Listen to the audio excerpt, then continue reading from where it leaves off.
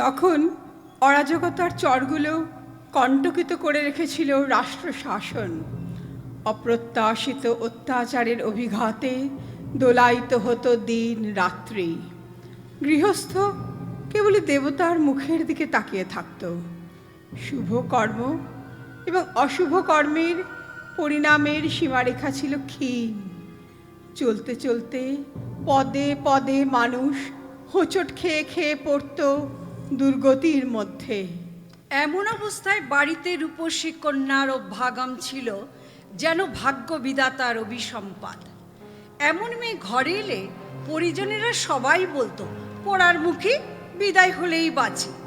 সেই রকমের একটা আপদেশে জুটেছিল 3 মহলার তালুকদার বংশীবদনের ঘরে। কমলা ছিল সুন্দরী, তার বাপ মা গিয়েছিল মারা। সেই সঙ্গে সেও বিদায় নিলেই পরিবার নিশ্চিন্ত হতো, কিন্তু তা হলো না। তার কাকা বংশী অত্যন্ত স্নেহে, অত্যন্ত সতর্কভাবে এতকাল তাকে পালন করে এসেছে। তার কাকি কিন্তু প্রতিবেশীদের কাছে প্রায় বলতো, দেখ তো ভাই, মা বাপ ওকে রেখে গেল কেবল আমাদের মাথায় সর্বনাশ চাপিয়ে। কোন সময় কি হয় বলা যায় না। আমার এই ছেলেপিলের ঘর, তারই মাঝখানে ও যেন সর্বনাশের মশাল জ্বালিয়ে রেখেছে। চারিদিক থেকে কেবল দুষ্টু লোকের দৃষ্টি এসে পড়ে। ওই ও একলা ওকে নিয়ে আমার ভরা ডুবি হবে কোন দিন, সেই ভয়ে আমার ঘুম হয় না। এবার ওর বিয়ের সম্বন্ধ কর না, তাহলেই তো সব গোল মিটে যায়। ওর এত রূপ, পাত্রপক্ষ দেখলেই পছন্দ করবে। সেই কথাই তো বলছি। এতদিন চলে যাচ্ছিল একরকম করে, এখন আবার বিয়ের সম্বন্ধ এসেছে। সেই ধুমধামের মধ্যে আর তো ওকে লুকিয়ে রাখা চলবে না। ওর কাকা বলেছে সেই জন্যেই আমি এমন ঘরে পাত্র সন্ধান করেছি যারা মেয়েকে রক্ষা করতে পারবে। কাদের ঘর থেকে সম্বন্ধ এসেছে গো? ছেলেটি মোচাখালীর পরমানন্দ শেঠের মেজ ছেলে, অনেক টাকার তহবিলের ওপরে বসে আছে। ও বাবা, ওই ছেলেটি তো বেজায় শৌখিন। বাজ পাখি উড়ে, জুয়ো খেলে, বুলবুলের লড়াই দিয়ে টাকা ওড়াবার পথ খোলসা করেছে। হ্যাঁ, ওর অনেক সম্পদ, আর তার জন্য ওর গর্বও খুব। ওর অনেক মোটাসোটা ভোজপুরি পালোয়ান আছে, তারা সব বিখ্যাত লাঠিয়াল। হ্যাঁ, সে বলে বেড়ায় সমস্ত তল্লাটে কে এমন আছে যে ওর গায়ে হাত দিতে পারে। শুনেছি ওর একটি স্ত্রী আছে, আর একটি নবীন বয়সের স্ত্রীর সন্ধানেও আছে। কমলার রূপের কথা তার কানে উঠেছে। শেঠ বংশ খুব ধনী, খুব প্রবল। ওকে ঘরে নেবে এই হলো তাদের পণ।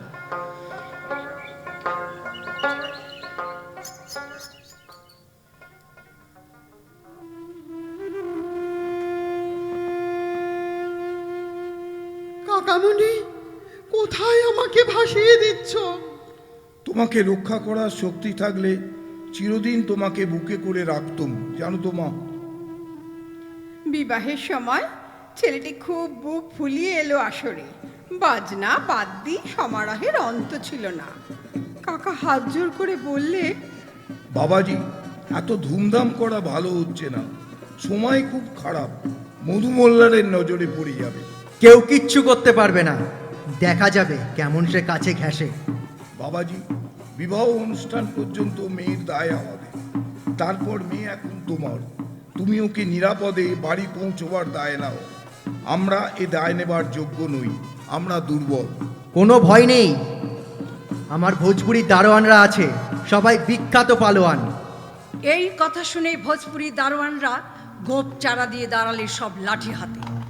অতঃপর বিবাহ অনুষ্ঠান শেষে কন্যা নিয়ে চললেন বর সেই বিখ্যাত মাঠের মধ্যে, তালতরির মাঠ। মধু মোল্লার ছিল ডাকাতের সর্দার। তার দল বল নিয়ে রাত্রি যখন 2 প্রহর হবে, মশাল জ্বালিয়ে হাঁক দিয়ে এসে পড়ল। তখন ভোজপুরীরা আর কেউ রইল না, প্রাণ হাতে করে যে যার মতো পালিয়ে বাঁচল। মধু মোল্লার ছিল বিখ্যাত ডাকাত, তার হাতে পড়লে পরিত্রাণ নেই। কমলা ভয়ে চতুর্দোলা ছেড়ে ঝোপের মধ্যে লুকোতে যাচ্ছিল। এমন সময় পেছনে এসে দাঁড়ালো বৃদ্ধ হবির খাঁ। তাকে সবাই পয়গম্বরের মতোই ভক্তি করত। বাবা সকল তফাতে যাও, আমি হবির খাঁ। খাঁ সাহেবকে কিছু বলার ক্ষমতা ডাকাত দলের ছিল না, তাদের রণে ভঙ্গ দিতেই হলো। তুমি আমার কন্যা, তোমার কোনো ভয় নেই। এখন এই বিপদের জায়গা থেকে চলো আমার ঘরে। কিন্তু আমি হিন্দু ঘরের কন্যা, সদ্য বিবাহিতা। বুঝেছি, তুমি হিন্দু ব্রাহ্মণের মেয়ে, মুসলমানের ঘরে যেতে সংকোচ হচ্ছে। কিন্তু একটা কথা মনে রেখো, যারা যথার্থ মুসলমান তারা ধর্মনিষ্ঠ ব্রাহ্মণকেও সম্মান করে। আমার ঘরে তুমি হিন্দু বাড়ির মেয়ের মতোই থাকবে। আমার নাম হবির খাঁ, আমার বাড়ি খুব নিকটে। তুমি চলো, তোমাকে আমি খুব নিরাপদে রেখে দেব। কিন্তু আমার কুলধর্ম। বুঝেছি, তুমি এখনো সংকোচ করছো। দেখো, আমি বেঁচে থাকতে এই তল্লাটে কেউ নেই যে তোমার ধর্মে হাত দিতে পারে। তুমি এসো আমার সঙ্গে, ভয় করো না। দেখো মা, এই ৮ মহলা বাড়ির এক মহলে আছে শিবের মন্দির আর হিন্দুয়ানির সমস্ত ব্যবস্থা। উনি ব্রাহ্মণ পণ্ডিত, এখানে শিবের পূজা করেন। উনি তোমার পুজো আচ্চার সব ব্যবস্থা দেখবেন। মা, হিন্দু ঘরের মতো এ জায়গা তুমি জেনো, এখানে তোমার জাত রক্ষা হবে। দয়া করে কাকাকে খবর দাও, তিনি আমাকে নিয়ে যাবেন। বাছা, ভুল করছো। আজ তোমার বাড়িতে কেউ তোমাকে ফিরে নেবে না, তোমাকে পথের মধ্যে ফেলে দিয়ে যাবে। বিশ্বাস না হয় একবার পরীক্ষা করে দেখো।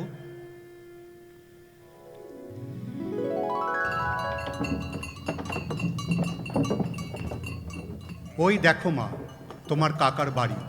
তুমি যাও, আমি এখানেই অপেক্ষা করে রইলুম। কাকামণি, আমাকে তুমি ত্যাগ করো না। কোনো উপায় নেই রে মা। দূর করে দাও, দূর করে দাও অলক্ষীকে। সর্বনাশী, বেজাতের ঘর থেকে ফিরে এসেছিস, আবার তোর লজ্জা নেই? আমাদের যে হিন্দুর ঘর, এখানে তোমাকে কেউ ফিরে নেবে না। মাঝের থেকে আমাদেরও জাত যাবে। মাথা হেঁট করে রইল কমলা কিছুক্ষণ। তারপর ধীর পদক্ষেপে খিড়কির দরজা পার হয়ে হবিরের সঙ্গে চলে গেল। চিরদিনের মতো বন্ধ হলো তার কাকার ঘরে ফেরার কপাট।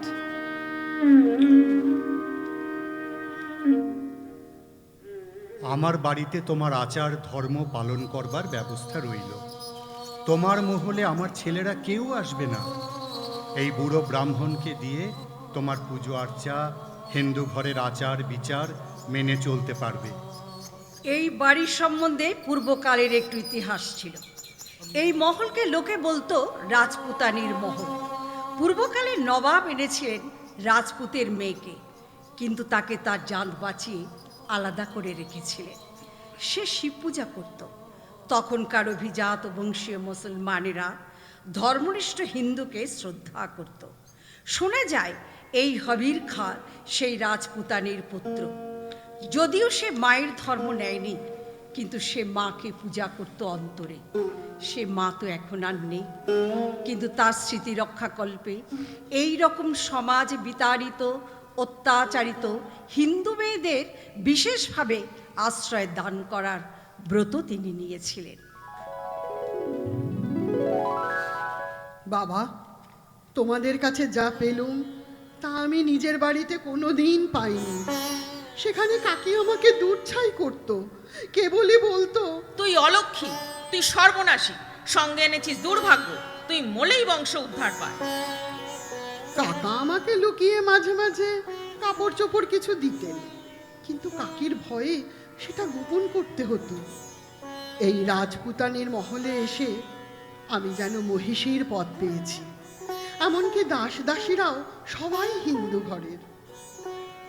অবশেষে যৌবনের আবেগ এসে পৌঁছালো তার দেহে। বাড়ির একটি ছেলে লুকিয়ে লুকিয়ে আনাগোনা শুরু করলো কমলার মহলে। তার সঙ্গে সে মনে মনে বাঁধা পড়ে গেল। তখন সে হাবির খাঁকে একদিন বললে, বাবা, আমার ধর্ম নেই। আমি যাকে ভালোবাসি সেই ভাগ্যবানই আমার ধর্ম। যে ধর্ম চিরদিন আমাকে জীবনের সব ভালোবাসা থেকে বঞ্চিত করেছে, অবজ্ঞার আস্তাকুরের পাশে আমাকে ফেলে রেখে দিয়েছে, সে ধর্মের মধ্যে আমি তো দেবতার শূন্যতা কোনো দিন দেখতে পেলুম না।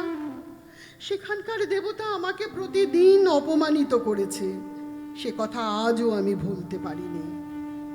আমি প্রথম ভালোবাসা পেলুম বাপজান তোমার ঘরে। জানতে পারলুম হতভাগিনী মেয়েরও জীবনের মূল্য আছে। যে দেবতা আমাকে আশ্রয় দিয়েছেন তিনিই আমার দেবতা। তিনি হিন্দুও নন, মুসলমানও নন।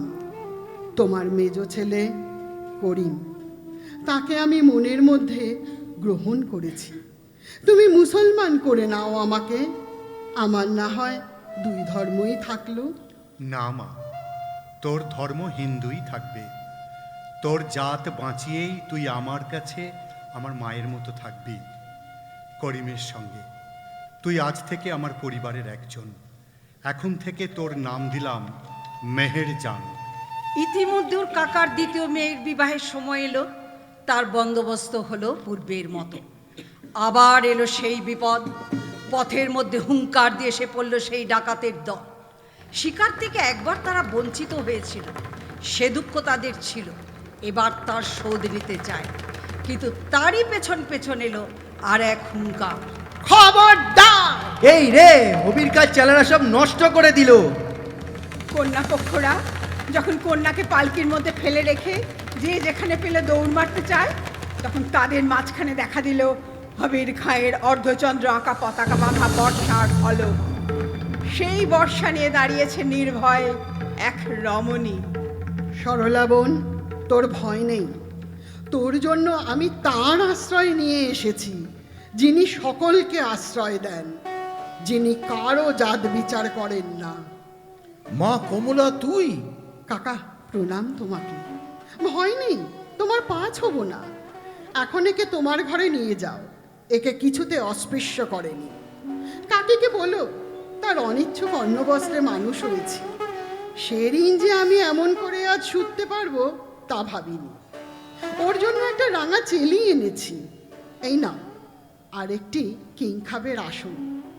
আমার বোন যদি কখনো দুঃখে পড়ে তবে মনে থাকে যেন তার মুসলমান দিদি আছে তাকে রক্ষা করবার জন্য।